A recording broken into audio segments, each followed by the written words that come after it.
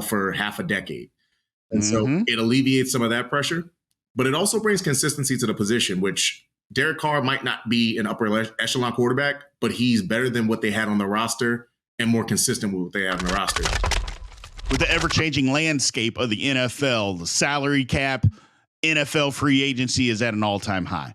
This year, we had several quarterbacks come up for new contracts. Some got some, moved to new teams, some stayed. And then we've got Lamar Jackson, which we don't know what's going to happen. Also, the Combine just finished. We got some winners. We got some losers. There's big intrigue, of course, with Anthony Richardson.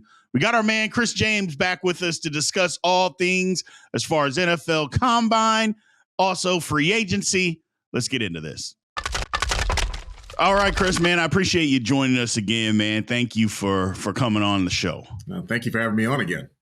Yeah, no problem. No problem. So let's pick this up, man. So NFL free agency technically has started. People, they put out today, they put out, the franchise tags on people. Lamar Jackson got the non-exclusive franchise tag. I thought was nuts, but we'll dive into it. First off, let me just get your assessment of what you think is going on with the franchise tags and free agency as a whole, even though it hasn't technically started, but with the franchise, just kind of give me your assessment. Sure. So here's my assessment, and it's different for positions. So quarterback franchise tags are different from other positions. A quarterback getting franchise tags means one of two things. The exclusive means that they've seen something they like, but you just haven't proven enough. So they'll apply it to some people. Famously, Kirk Cousins got that twice. Right. The one that Lamar Jackson got is interesting. What it tells me is that there is a 0.000% chance that he ever plays for Baltimore again. So Absolutely. They are confirming that they would like to get back 2 first-round picks and that he can negotiate with someone else, because there's no way that he'd be able to return to that team with getting the non-exclusive. That just basically says, not only do we not believe in giving you a full scale contract, but we want to give you 75% of the value of that exclusive franchise tag. Absolutely.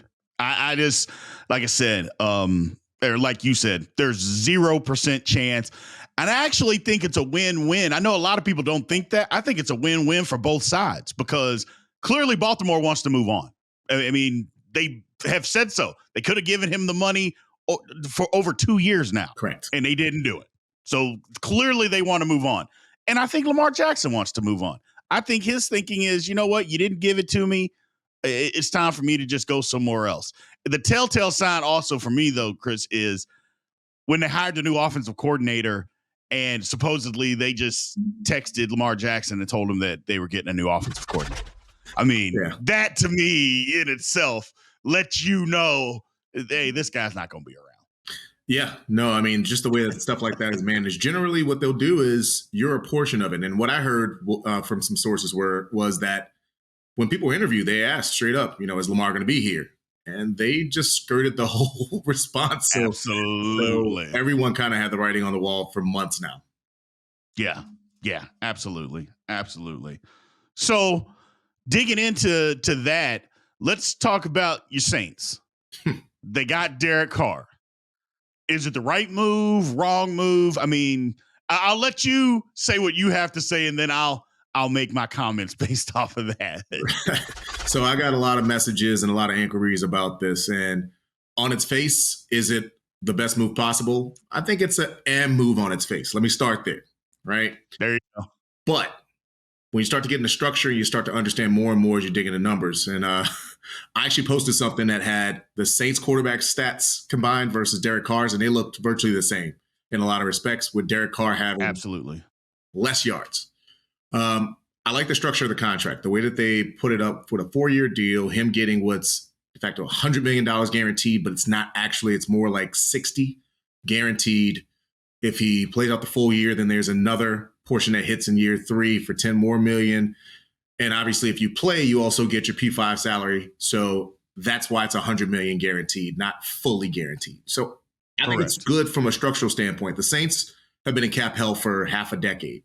And so it alleviates some of that pressure, but it also brings consistency to the position, which Derek Carr might not be an upper echelon quarterback, but he's better than what they had on the roster and more consistent with what they have on the roster. And there's some numbers that stand out. I just want to give you real quick that I looked up today. So Andy Dalton, he was, I think, 9th in the NFL in quarterback rating this year. But he was 21st in QBR with a 50.4. Derek Carr, I think, was 18th in rating. Right. While being 5 full points in QBR higher. What that means is that Andy Dalton was asked to dink, dunk, and run a very efficient offense that did not ask him to do anything, while Derek Carr was forced to throw the ball down the field and be inefficient and still was able to be more successful with a game plan that didn't favor him. So it's an upgrade for the Saints. Gotcha. I think the same thing. I think it's an upgrade for the Saints.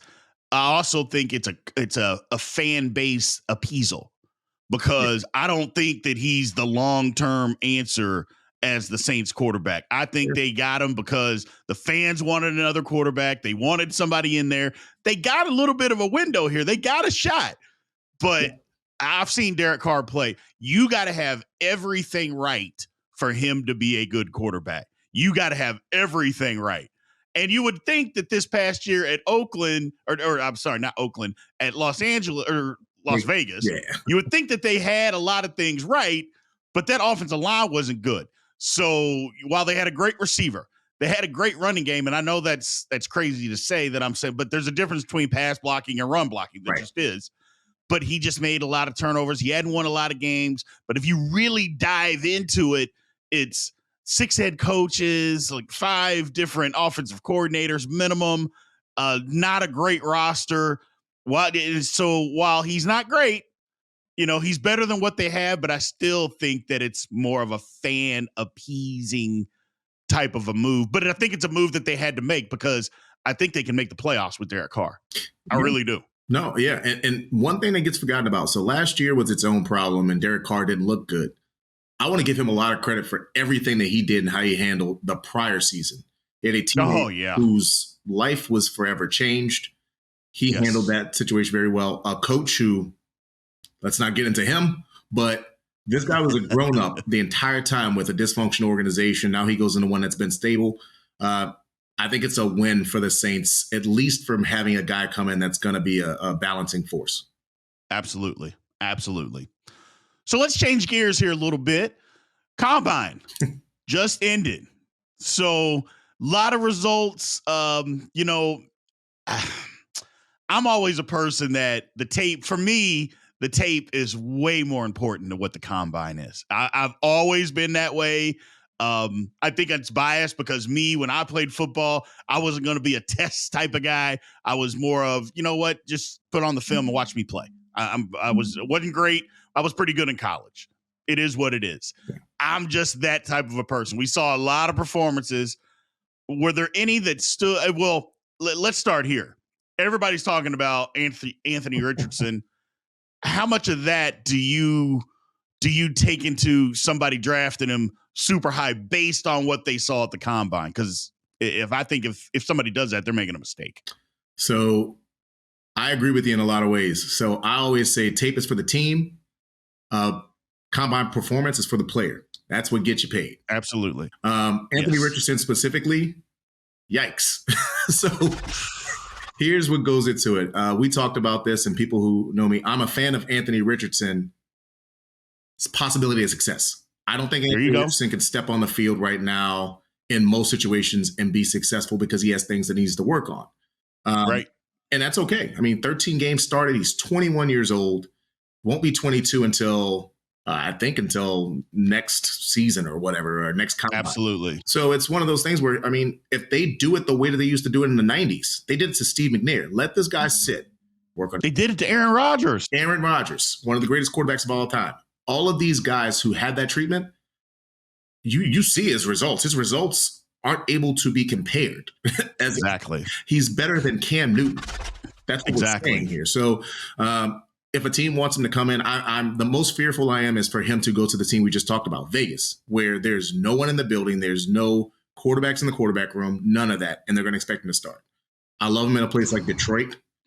They have this pick, I believe. Ideal from every situation and standpoint, place for him to be. But he is a definite winner in this combine. That guy just made himself a lot of money. He made a ton of money. Here's my thinking on that. And I've said it to everybody that's been asking me. I say, if you can sit Aaron Rodgers, if you can sit Patrick Mahomes, then why can't this guy sit? And I don't mean just sit if he can sit multiple years behind somebody, Detroit is ideal because, first of all, Detroit doesn't really need a quarterback. Jared Goff is playing fine. He's playing fine. He's got what he needs. You got a line, you got some weapons, you can run the ball. Hey, he's playing fine. So go sit there. But if you're expecting him to come in and just be this great, if you're not an accurate passer in college, when you have weapons, Florida had some football players. It's one thing at Wyoming with Josh Allen, don't have a great talent.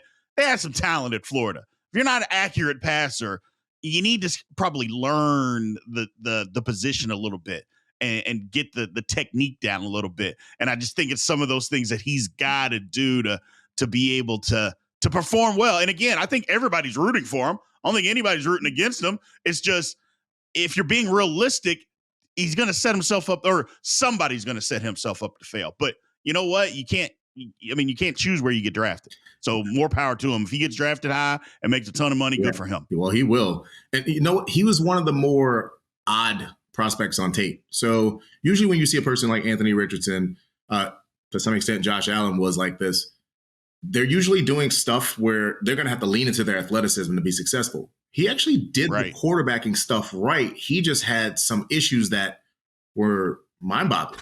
Like, he'd make the right read. He'd do everything right. But because he didn't have the right base and he's got some mediocre footwork, he'd throw the wrong type of pass. But he knew where to go with the ball. He's on top of that stuff. Like you said in the last one, he's brilliant on the whiteboard.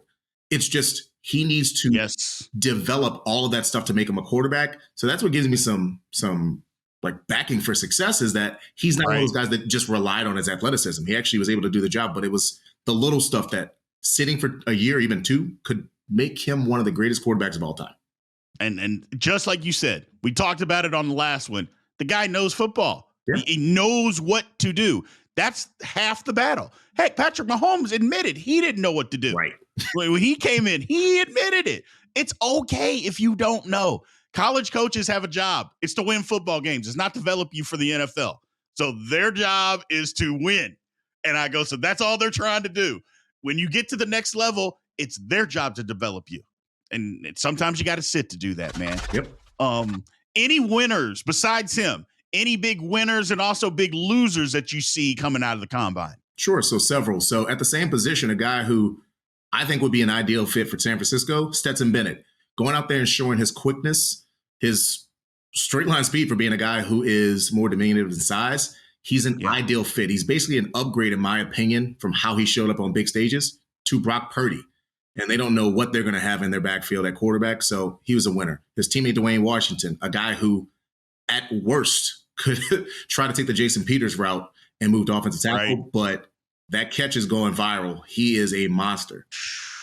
Their teammate, Roland Smith, run 4.39. Come on, man. That's crazy. Yeah. So those were kind of the winners. And then also Jackson Smith and Jigba. He's a guy who there's a lot of comps coming out there of him being a Amon-Ra St. Brown, a little smaller, but that guy is a nuanced wide receiver. It does not matter how tall he is. He gets the job done. Losers, there were some guys. I mean, the number one loser is their teammate, the guy who's hopefully things go the right way for him and some things get cleaned up in Jalen Carter. I always root for people who are in this position. You make poor choices. Hopefully you get better. So I'm hoping it doesn't affect him. He's my number one guy on the board. The guy who was chasing down a national championship, Max Duggan, physically there, but he just wasn't throwing the ball well and apparently didn't interview well. Yeah. So, and then a guy who got hurt tore his ACL, I believe, Andrew Voorhees out of USC. That was horrible. Yeah, that's not what you want to see. That's the worst possible scenario that can happen. I mean, even if you interview poorly, you can recover, but now he's going to miss a full season of action due to that injury. Absolutely. That's horrible. Horrible. Yeah. So, digging in to the combine thing, and again, I know I gave my assessment of it for me, and I didn't really ask you, so I apologize. No.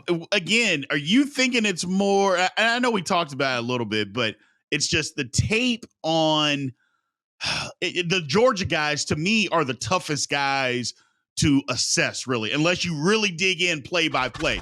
Because when you're so dominant as a team and you have so many guys that are around you that are so good, it's hard to just, okay, I'm turning on the tape. Well, I see him. I go, but he's got this, and this all doing the same thing. I think Georgia guys kind of get a little bit of a bad rap. I think NFL guys do a good job of understanding, hey, yeah, I know that this guy and this guy and this guy's doing this, but he's in the position where he's supposed to be, regardless of the number of tackles and all that stuff. Am I wrong in thinking that? No, I mean, it's basically you're discrediting or discounting a guy for being on an all-time great team. Right. Exactly. We're not going to tell do that. people that Sean Taylor was a bad safety because he played on the 2001 Miami Hurricanes, or Jordan Jefferson's a bad receiver because he had the pleasure of playing with Jamar Chase. So it's one of those things where all 22, if you have the ability to see it, is really helpful for this, because to your point, were you in the right position? Even if your production isn't there or you have more production than you should have, what were you doing? How can you fit into my scheme?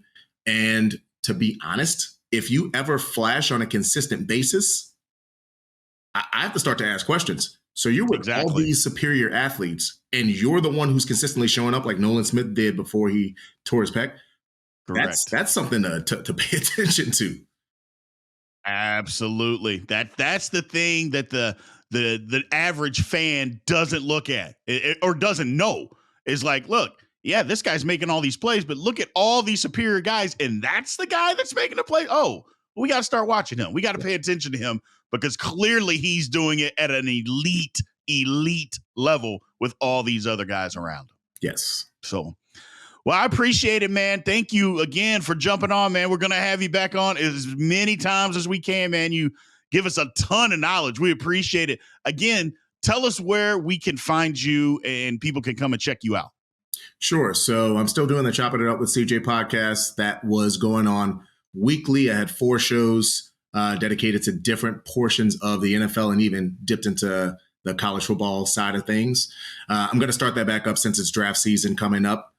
And also, you can follow me on Twitter. Haven't been active on there on purpose. Sometimes you got to take a break from that Twitter machine. That's at CJFlorida9, which should be in the handle down there. So it's at CJ, entire state of Florida, spelled out number 9. And in general, I'm all over the place. So just look out for me. Look up my quarterback information. That's the position that I pay attention to the most, and I feel very confident in judging. Absolutely. And yeah, I'll just keep floating in the ether. I got you, man. I got you. I appreciate you joining us again, man. Thank you for your time, and we'll have you back again. That sounds good. Thank you, Big B. All right. Thank you.